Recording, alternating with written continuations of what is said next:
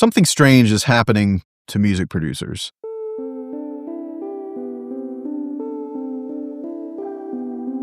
In the past 6 months, I've been getting more and more calls from Grammy-nominated producers and mixers, people at the top of their game, asking me about YouTube. And I found that to be very interesting because for most of history, being an industry producer and being a YouTuber were seen as two completely different worlds.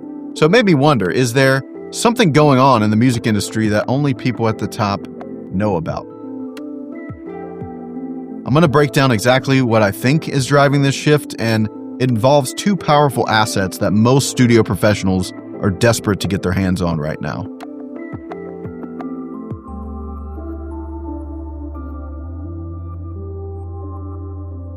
Hey everyone, I'm Daniel from Dark Label Music. We're the company that studio professionals call when they need help navigating their careers. I also make YouTube videos, which is what we're going to talk about today. Before my career at Dark Label, I launched one of the first fully remote music production companies.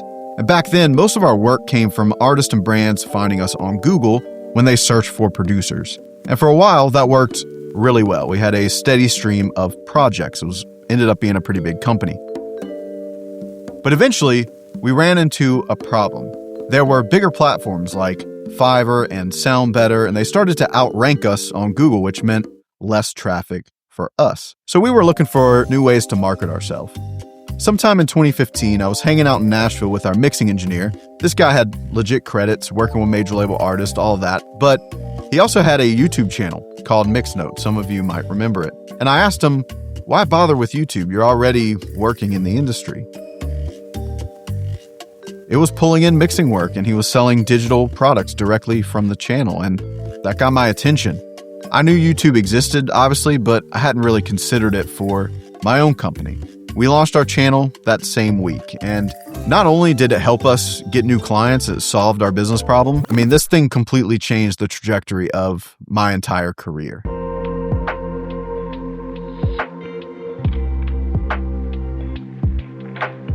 You may not know the production team I ran back then, but you've probably seen the channel we started. It eventually became Make Pop Music. If you scroll way back, you'll see me and my original partner, Christian Fiore, in those early videos we used to land clients. One of our producers at the time, Austin Hull, and his wife, Miranda, took over the channel in 2019. All credit to them. They've really grown it into what it is today.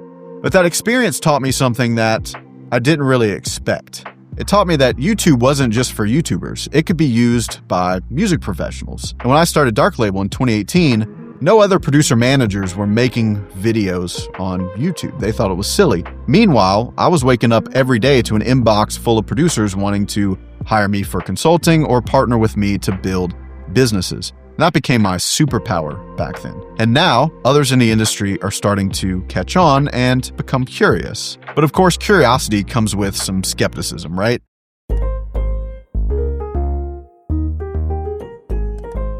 There are three big myths about YouTube I hear over and over. You probably believe at least one of these, so I'll tell you what I tell everyone else. Myth number one, you have to post every week to grow. Most producers think YouTube means cranking out videos nonstop and that they'll have to spend all of their time making videos and not making music. But the truth is, you don't really need a huge channel or a crazy upload schedule anymore. One of my clients, Phil, started this channel last year. He's only posted around 20 videos and already built a full business from it.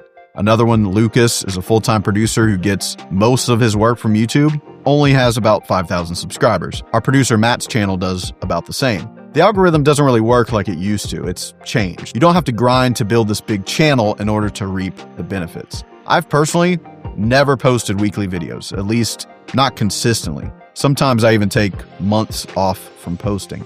I post on average probably 2 videos a month, and this channel still generates more deal flow than we can currently handle right now with an entire team of people. The key is that I don't treat YouTube like it's a mass marketing tool. I treat it more like a networking tool. And that means every video is made with the right person in mind, not necessarily the widest possible audience. If you think you have to burn yourself out uploading consistently just to get traction here, that's kind of old advice. Myth number 2, YouTube is only for producers that haven't done anything.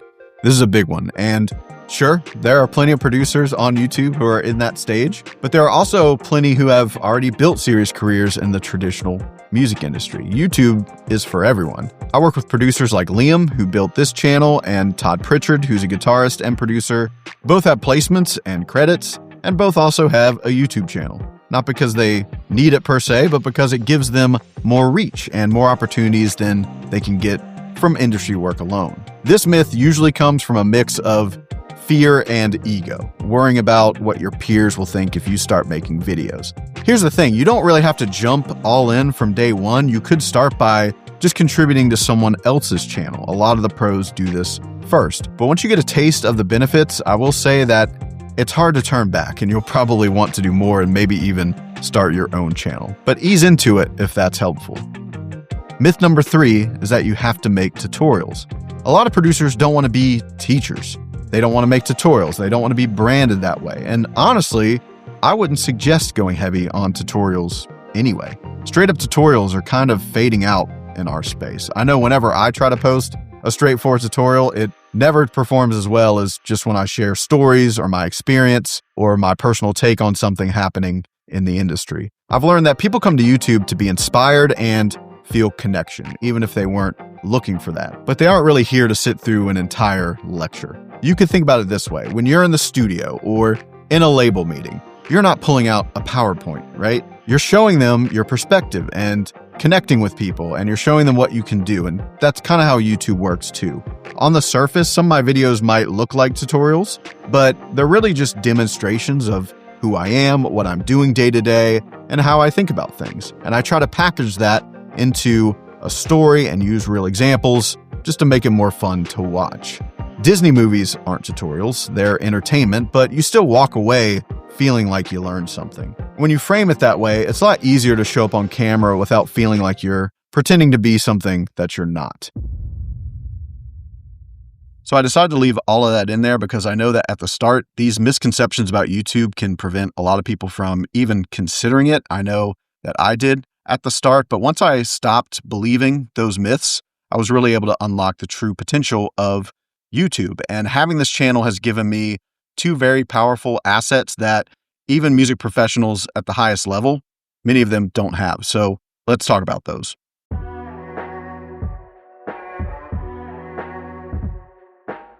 The first is all about earning more money with less effort. I'm working with a multi-platinum producer and mixer right now. He's currently at the top of his game. He's fully busy, but he's also considering YouTube.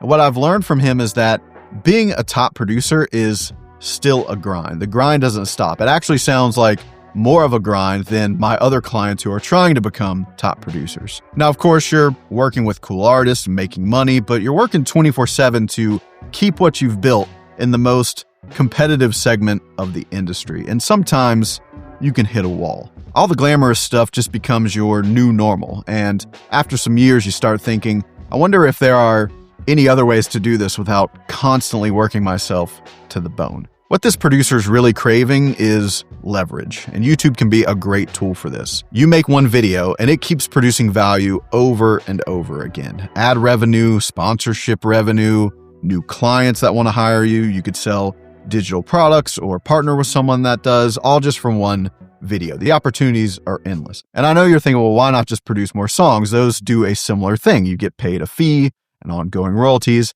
And yes, you will, of course, still produce songs. You're a producer. But remember that as you get bigger, more and more people start taking a piece of that pie, which brings me to the second powerful asset that all these producers want.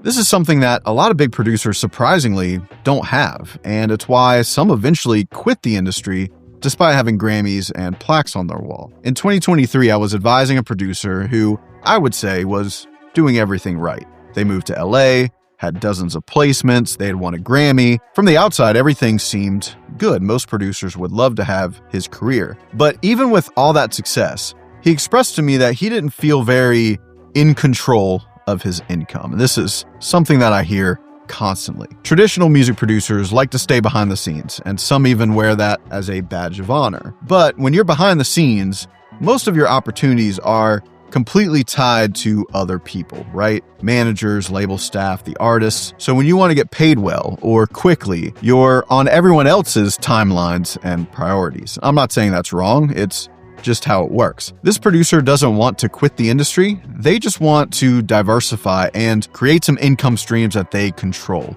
And YouTube is a great vehicle for control. Things that feel weird or aren't the status quo today oftentimes become completely normalized in the future. And the ones that explore these opportunities early have the advantage, or at least I felt that way for myself. There were many times where I doubted what I was doing here on YouTube, and I've certainly been judged publicly for it. But the two industry producers I was just talking about working with, they both found me on YouTube. So I'm happy with how it's working.